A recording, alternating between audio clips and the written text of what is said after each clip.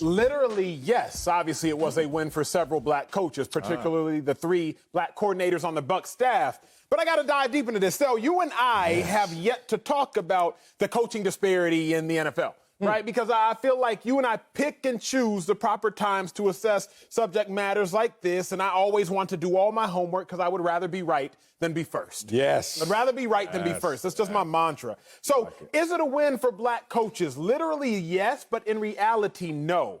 I say it like this. If qualifications aren't what's keeping black coaches from being head coaches, then an increased qualification will not make a black coach a head coach. Because the limiting reactant for black coaches becoming head coaches is not a matter of qualifications. So winning a Super Bowl as a black assistant coach will not help you become a head coach. So what are the limiting reactants for black head coaches? I would say this. The NFL is a copycat league.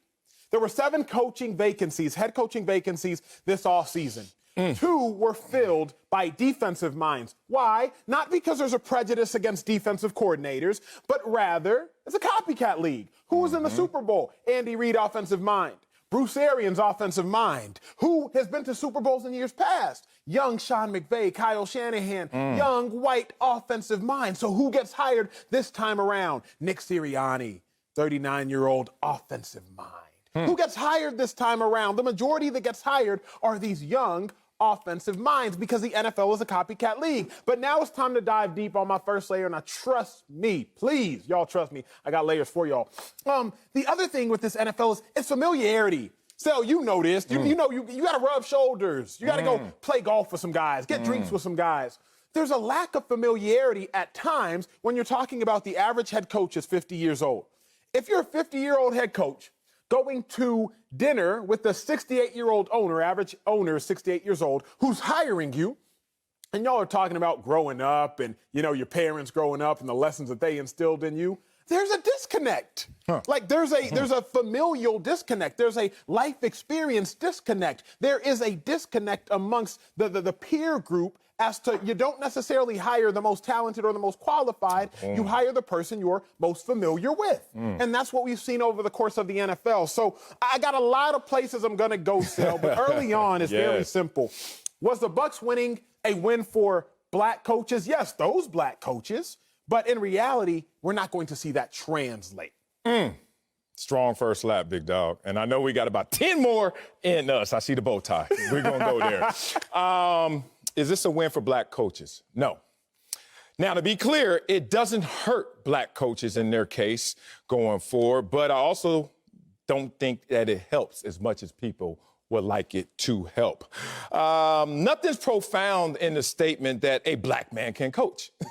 Nothing's profound to see 2 coordinators, let's make it 3 coordinators, including special teams coordinators, can coach, can be successful, can win a Super Bowl as a coordinator. So since that's not profound, what is profound? Because we already know that they're capable. We already know that black coaches can win a Super Bowl. We already know black coaches can coach as coordinators in the Super Bowl and win. What's profound is the problem isn't black coaches and their resumes. It's black coaches and their relationships. Now, a lot of people don't want to talk about this, but I do, because it's about the relationships and resumes. Now, in that balancing act of which one do you lean into, you have to strike the proper balance. No one knows the proper balance until you see the end result, because being hired is a subjective experience. There's no scoreboard on why I'm going to hire you. I could look at why I'm sitting in this chair right now. And it was a blend of resume and relationships. Think about this. I wasn't the best defensive end in the world. Had a couple years where they were talking about me as a top defensive end, but I retired as a guy in the middle of the pack, maybe at the top of the middle of the pack. But I had relationships. Oh, big dog, did I have relationships. I was never the guy that was thwarted by big business NFL. I would talk to a reporter like he was my best friend from hello. From day one. And they used to come up to me all the time, walking past superstars to talk to the lesser Marcellus, Wiley, because I had a relationship with them. Relationships and resumes matter for Acho. How did you get here, Acho? Fast track, man. Not only did you have a relationship with some of the executives here, but you also had a relationship with me before we even did this show. Yes, sir. And then you had the resume. You're a professional football player. You went to a big college program. You knew the game. You paid your dues. Too many of us are not understanding that balancing act of Who's us? black players transitioning to become black coaches, Yes, or those ambitious enough not even to be professional athletes as a black player that want to become a black coach. We got to learn a better formula for that balancing act in terms of relationships and resumes. Now, here's the issue that goes on all the time. In our situation, a lot of times it's a compliment. When I was growing up to graduate college, everybody's like, Marcellus is the one who graduated from Columbia, oh my God. And I look around my entire family and not a single soul had graduated college. So I felt that compliment, but I also flipped it on its head and I realized that's not good. Because last time I heard, you never want to be the smartest in the room. Think about that. So not only now am I deemed the smartest just because I graduated, which I don't know if I'm the smartest, but I'm also now head of households, because I'm the breadwinner. You never want to be the richest one in the room either. You know why, Acho? Because it gets to a place where you want to be promoted. You want to be around those who are surrounding you that can elevate you in every aspect of your life. Now, what's happening in our culture a lot of times is we take the compliment and that's enough. I'm the one, I'm the end game. But in the world, in the real world, people understand that you need stepping stones. You are good friends with Oprah Winfrey. Was that a help to you in your resume? Was that a boost? Was that fuel injection? Look at me. I am a guy who got a boost from a guy by Rob Klingensmith. He used to be the president of Paramount Pictures. I look at Brian Flores, who got a boost from Bill Belichick. All I'm telling guys is when you're really looking to get that promotion, make sure you're in a room of promoters, not being the ultimate end game promoter yourself. That's a great point. But now we have to dive into the devil that lies within those details. Because the issue with the lack of black head coaches is really twofold. It is, like Marcellus said, it's relational is where it primarily starts, so we got to start there. There's current fractures in relationships, I would say, between white management and black head coaches. But there also, I look at the lineage of the fracture in relationships. Let me go here. The issue, in my opinion, is not that the NFL owners are racist and don't like black people, right? I think that's ignorant. I think it might be the side effect of being black. What do I mean? When I was playing for the Philadelphia Eagles 2014, I got a call about an individual which Marcellus and I both know well. A reporter called me and said, Emmanuel, is Chip Kelly racist? I said, huh? Chip Kelly, head coach at the time. I said, why in the world would you ask me if Chip Kelly's racist? And then I remembered, Chip Kelly traded away LaShawn McCoy. He traded away Deshaun Jackson. He didn't re-sign Jeremy Maclin. Our 3-star black players Chip Kelly had all shipped off. Meanwhile, Riley Cooper, a white receiver who had uttered the N-word, he had signed a 5-year, $25 million deal. We traded away LaShawn McCoy for a linebacker, white by looks, and Kiko Alonso. And so everybody's wondering, is Chip racist? And I'm like, no, Chip ain't racist. I said, but Chip Kelly does gravitate towards characteristics and attributes that are typically exuded amongst white people in the locker room. So it played itself out as looking racist. So I got it. I was like, I understand why you're asking me that question. Chip ain't racist. I've seen the man every day for 3 years. But he made decisions based upon attributes that you see from a people group. Why am I bringing this up, Marcellus Wiley? Because I don't think it's a matter of NFL owners being racist, but who are you familiar with? Let's give an example. Head coach, Tampa Bay Buccaneers, Bruce Arians, just won the Super Bowl. Bruce Arians went to Virginia Tech. He was the first white player to have a black roommate. It is not a coincidence that head coach Bruce Arians has a head coaching staff with an offensive coordinator that's black, a defensive coordinator that's black, a special teams coach that's black. He was in his most permeable years being the first person to have a black roommate at Virginia Tech. Contrast that, Jerry Jones. Jerry Jones, a captain at Arkansas, if I'm not mistaken, 4 years before the Arkansas football team was even integrated.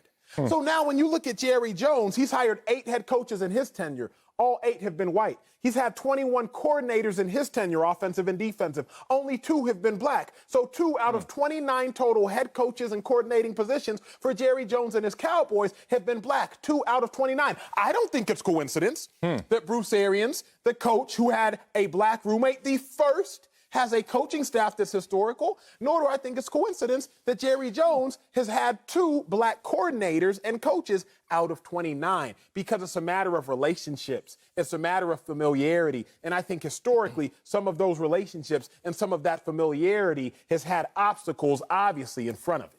Man, there's so many places to go. You're like, which end of the pool you want to dive into? Yeah, man, it's time to get our hair messed up, dive in the deep end with this one.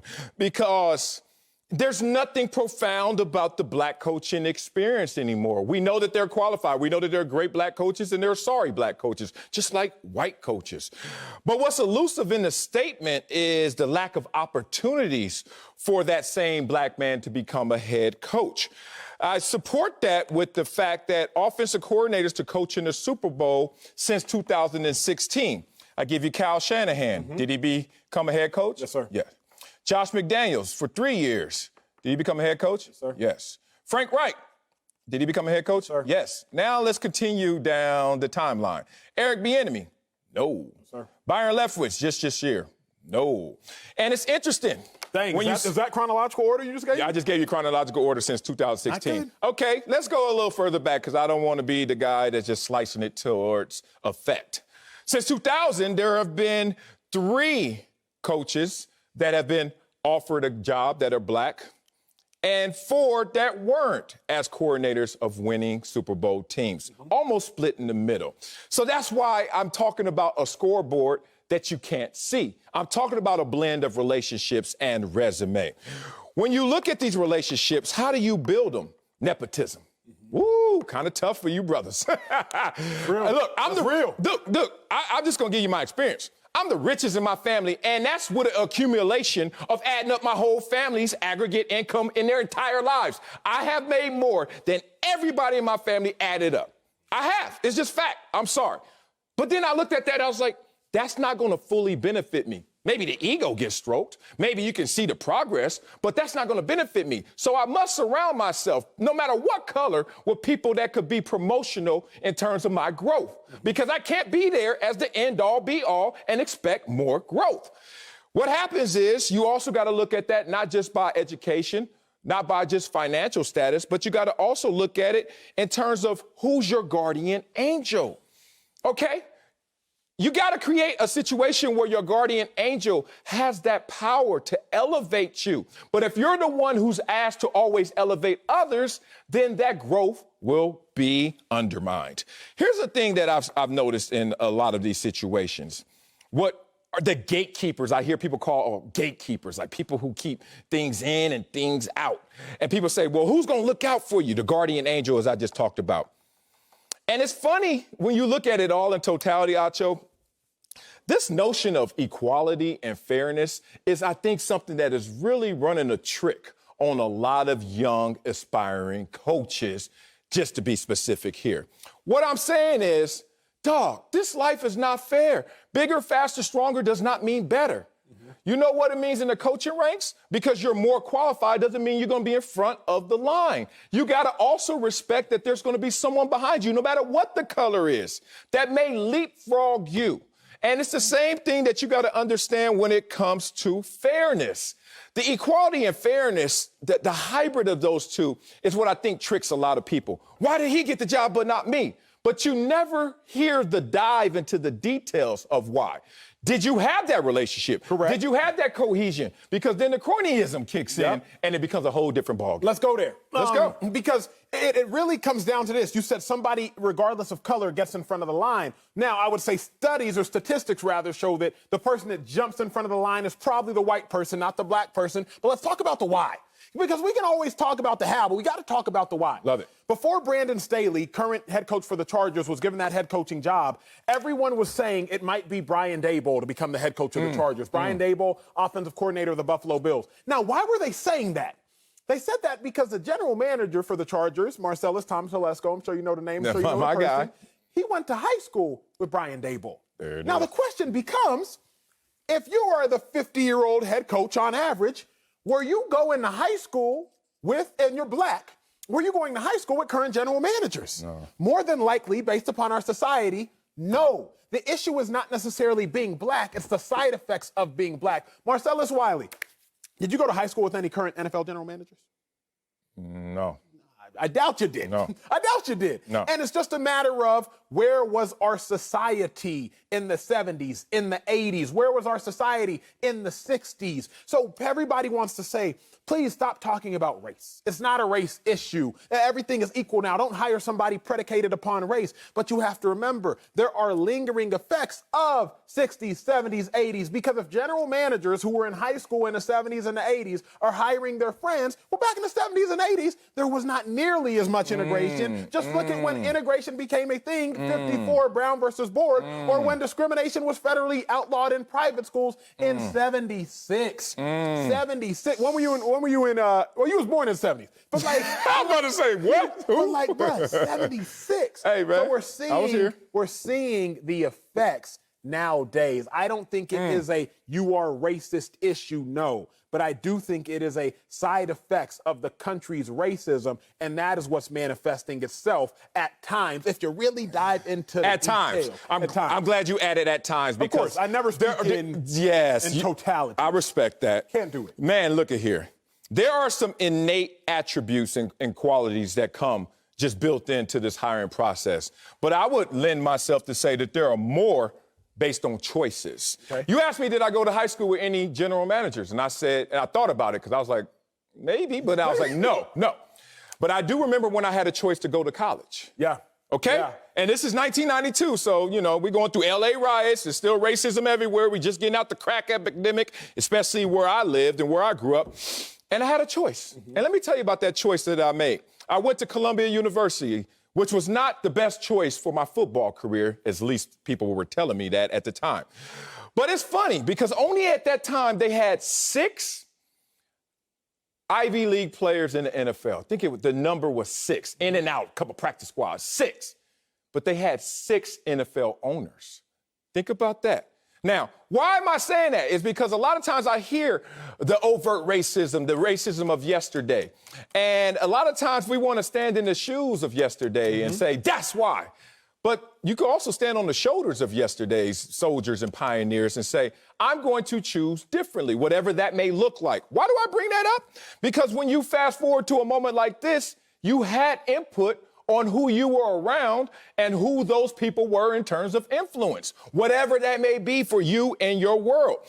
But we're told, as I was told at the time, to make a different choice, to make a short-sighted choice, to go somewhere where it was all about my physical exertion and just football, and not about my mental acumen and aptitude.